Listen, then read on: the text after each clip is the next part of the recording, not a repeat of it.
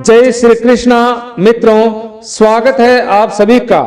मित्रों, यदि आप अपने जीवन में कुछ नया सीखना चाहते हैं तो चैनल को सब्सक्राइब जरूर करें। प्रिय मित्रों, ये एक मोटिवेशनल वीडियो है। श्री कृष्ण कहते हैं कि पत्नी से ज्यादा मोह नहीं रखना चाहिए। आखिर श्री कृष्ण, जिन्हें संसार में ईश्वर स्वरूप माना जाता है एवं वो पूजनीय है, फिर भगवान श्री कृष्ण ने ऐसा क्यों कहा, आइए जानते हैं। मित्रों, आज का ये वीडियो बड़ा ही मोटिवेशनल वीडियो है। ये एक मोटिवेशनल स्टोरी है जो बहुत ही प्रेरणादायक एवं ज्ञानवर्धक है। अतः आपसे निवेदन है कि वीडियो के अंत तक हमारे साथ बने रहे, क्योंकि अधूरी जानकारी एवं अधूरा ज्ञान हमेशा खतरनाक होता है। अतः वीडियो को पूरा अवश्य देखें। मित्रों, ये कहानी सुनने के बाद आप कभी गरीब नहीं रहोगे, क्योंकि ये कहानी आपको आपके जीवन में ढेर सारी प्रेरणा देने वाली है। मित्रों, इस मोटिवेशनल स्टोरी को सुनने के बाद आप अपने जीवन में कभी भी हताश एवं निराश नहीं हो सकते। एवं इस कहानी में मिली प्रेरणा यदि आप अपने जीवन में उपयोग में लाते हैं तो आप वो सभी प्रकार की सुख सुविधाएं प्राप्त कर सकते हैं जिनकी आप कामना करते हैं, अर्थात पाने की इच्छा रखते हैं। प्रिय मित्रों, जो लोग अपनी पत्नियों से, अपनी पत्नी से बेहद मोहब्बत, बेहद प्यार एवं स्नेह करते हैं, वो लोग इस वीडियो को पूरा जरूर देखिए। मित्रों, हमारा कहने का मतलब ये नहीं है कि आप अपनी पत्नी से मोहब्बत, प्रेम ना करो, बल्कि प्रेम अवश्य करें। परंतु यदि भगवान श्री कृष्ण ने कुछ कहा है तो शायद सत्य ही कहा होगा।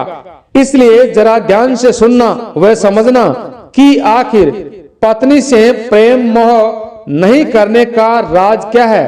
आखिर क्या वो रहस्य है जो भगवान श्री कृष्ण ने बताया है।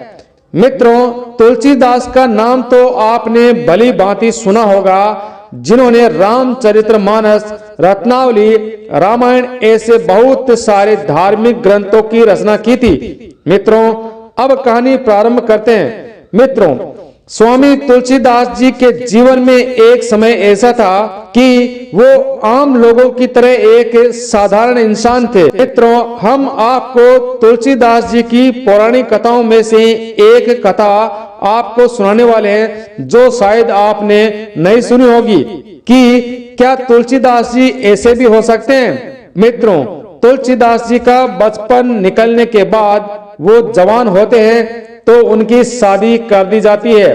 तुलसीदास जी की घरवाली का नाम रत्नावली था। मित्रों, तुलसीदास रोज खेतों में गायें चराते थे एवं बैलों से खेतों की बुआई जुताई करते थे। न समय पर नहाते थे, न ढंग के वस्त्र पहनते थे और इतना अधिक खाते थे कि 5-6 व्यक्तियों का खाना अकेले ही चट कर जाते थे। एक दिन तुलसीदास जी की माँ ने तुलसीदास जी के लिए खाना बनाया, भोजन बनाया और अपनी बहू यानी रत्नावली, तुलसीदास जी की पत्नी से कहा, जाओ मेरे बेटे को खाना दे आओ। मित्रों, रत्नावली अर्थात तुलसीदास जी की पत्नी बहुत ही बुद्धिमान एवं विवेकशील स्त्री थी। अतः रत्नावली ने पूछा, हे माताजी, क्या खेत में 8-10 लोग काम करते हैं? तब तुलसीदास जी की माँ ने जवाब दिया, नहीं।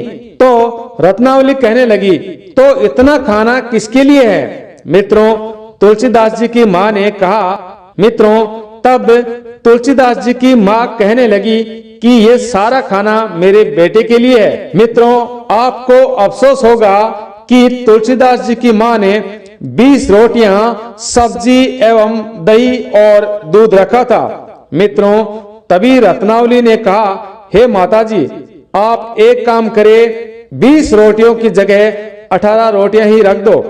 माता बोली, नहीं, मेरा बेटा तुलसी भूखा रह जाएगा।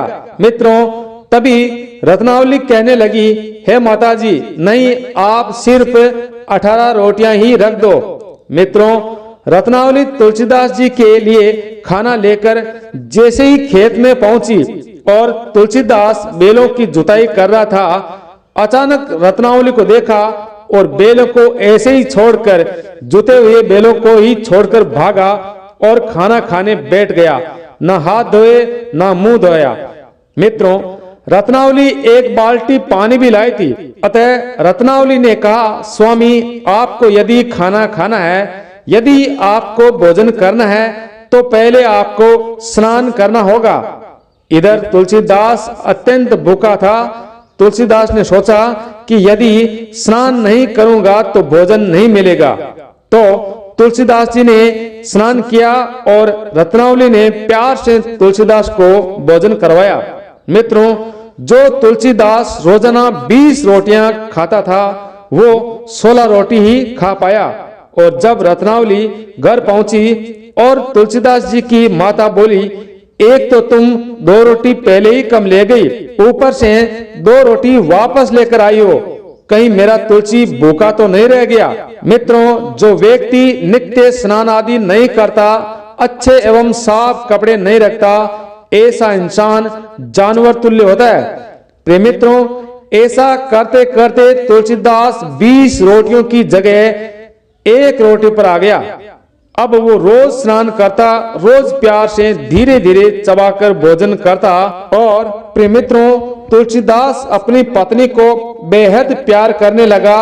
इतना प्यार कि यदि रत्नावली उसे दिखाई ना दे तो वह पागलों की तरह रत्नावली रत्नावली करते हुए इधर उधर भागने लगता था, मानो तुलसीदास का संसार उनकी पत्नी रत्नावली ही रह गया हो। मित्रों, ऐसा ही चलता रहा और तुलसीदास अपनी पत्नी रत्नावली के मोह में, अपनी पत्नी के प्यार में इतना उलझता जा रहा था कि उन्हें संसार में रत्नावली के अलावा कुछ भी नहीं दिखाई देता था।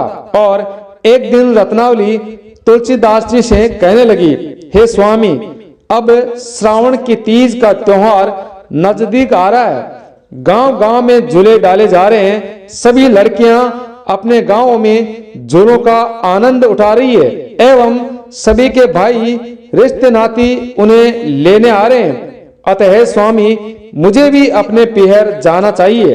प्रिय मित्रों, तब तुलसीदास अपनी पत्नी से कहने लगा कि हे प्रिय, यदि आप मुझे छोड़कर चली जाएगी तो मैं कैसे रहूंगा? मैं आपके बिना कैसे जी पाऊंगा? क्योंकि आप मेरी सांसें हो। आपके बिना मेरा जीवन ही व्यर्थ है। आपके बिना मैं एक पल भी नहीं रह सकता।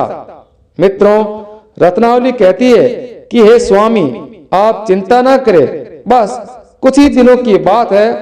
आप बस अपने खेतों में रखवाली करें, अपनी गायों की अच्छी तरह से प्यार से देखभाल करें, उनका ध्यान रखें। यदि आप ऐसा करोगे तो आपका मन लगने लगेगा। बस कुछ ही दिनों की बात है। मैं यूं गई और यूं आई। मित्रों, पत्नी की जिद के कारण तुलसीदास ने रत्नावली को पीहर जाने की आज्ञा दे दी और वो अपने पीहर चली गई। प्रिय मित्रों, अब तुलसीदास दिन भर गायें चराता है और अपनी पत्नी रत्नावली के विरह में, उसके प्यार में हर पल रत्नावली रत्नावली करता है। प्रिय मित्रों, किसी तरह दिन तो जैसे तैसे करके निकल जाता, परंतु मित्रों, जब तुलसीदास शाम के समय घर आता है तो घर बंद दिखाई देता है और तुलसीदास अपनी पत्नी रत्नावली को आवाज देता है। मित्रों, रत्नावली वहां नहीं होती है।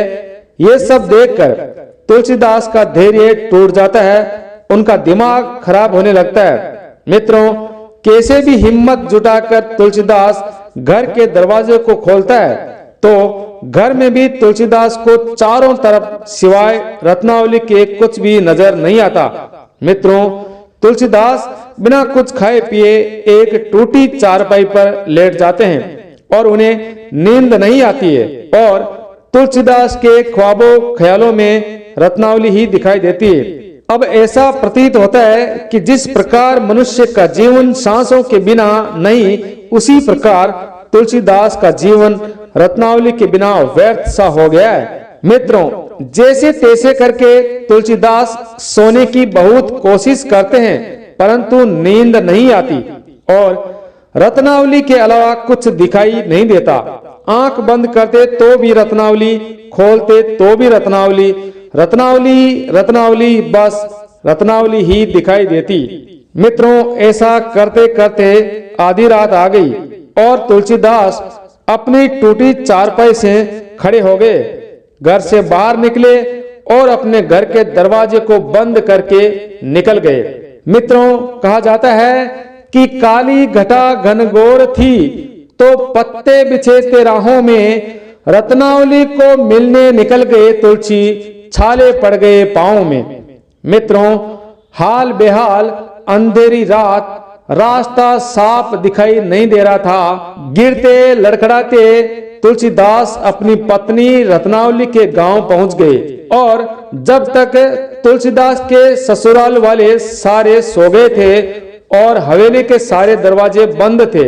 मित्रों, तुलसीदास हवेली के पीछे की तरफ जाते हैं और जहां तुलसीदास जी की पत्नी रत्नावली सो रही थी, उस कमरे में दीपक जल रहा था और दीपक को देखकर तुलसीदास अत्यंत प्रसन्न हुए और सोचने लगे कि रत्नावली को भी मेरे बगैर नींद नहीं आती है।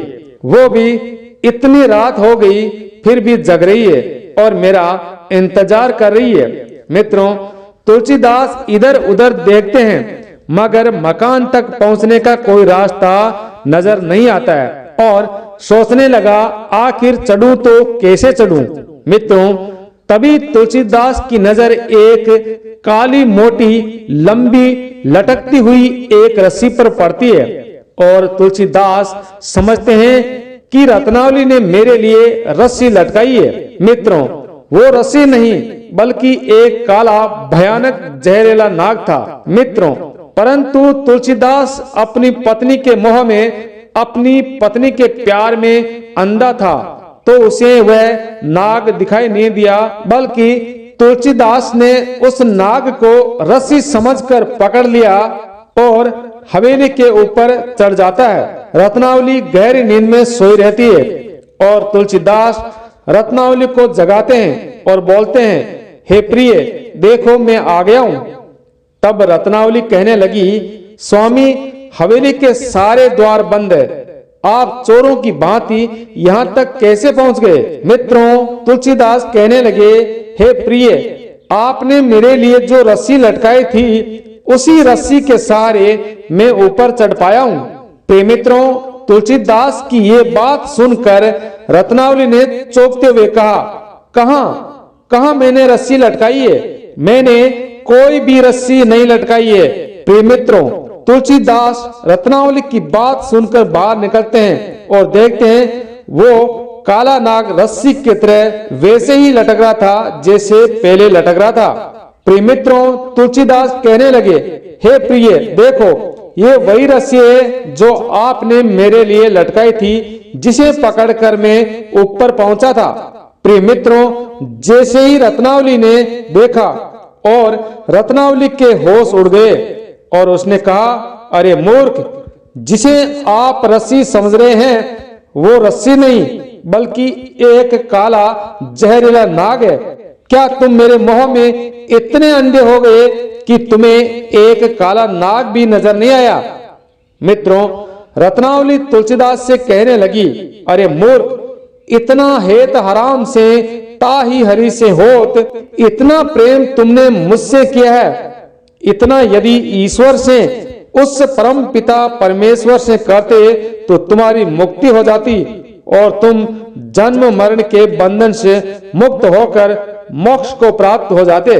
प्रिय मित्रों, रत्नावली कहने लगी, हे स्वामी, मेरा ये सुंदर शरीर जो आप देख रहे हैं वो सदैव नहीं रहेगा। जिससे तुम इतनी मोहब्बत, इतना स्नेह, इतना प्रेम करते हो, कल ये खत्म हो जाएगा, क्योंकि संसार का प्रत्येक मनुष्य जो जन्म है वो अवश्य ही मरेगा। प्रिय मित्रों, रत्नावली की बात सुनकर तुलसीदास जी को गहरा धक्का लगा और जितना अधिक लगाव रत्नावली से था उतना ही ईश्वर के प्रेम की ओर परिवर्तित हो गया और तुलसीदास वहां से निकल जाते हैं। और बहुत से ग्रंथों की रचना करते हैं और एक सिद्ध पुरुष बन जाते हैं। मित्रों, रत्नावली कैसी औरत रही होगी, रत्नावली कैसी स्त्री रही होगी जिन्होंने तुलसीदास को इतनी बड़ी बात समझाई, इतना बड़ा ज्ञान दिया। मित्रों, परंतु आजकल के जमाने में यदि कोई पति अपनी पत्नी से इतना प्यार करता है तो वो अपने आप को बड़ी भाग्यशाली समझती है कि मुझे इतना प्रेम करने वाला पति मिला है। परंतु रत्नावली कितनी अधिक भाग्यशाली एवं विवेकशील स्त्री थी जिसने अपने पति को मोक्ष का रास्ता दिखाया और तुलसी से तुलसीदास बन गए एवं पत्नी मोह से विरक्त होकर ईश्वर प्रेम में लग गए। जय श्री कृष्णा, राधे राधे।